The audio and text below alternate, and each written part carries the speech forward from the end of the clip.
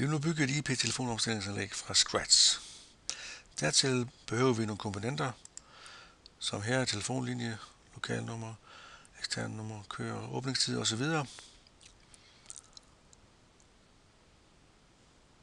Og der findes også nogle avancerede komponenter, som er listet her. Men vi vil kun bruge de almindelige komponenter, de er også listet her.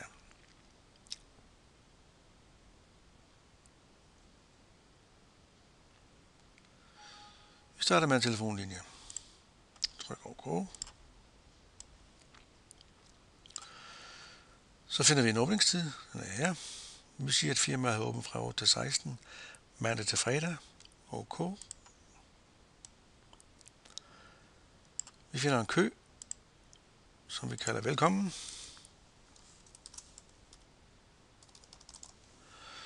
Vi ønsker ventemusik, mens kunderne venter. Og vi har en ringestrategi, der hedder ring all, altså alle telefoner ringer på en gang. OK.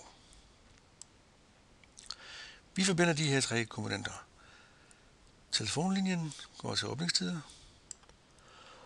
Åbningstider går i åbningstiden til velkommen. Det kan man ved.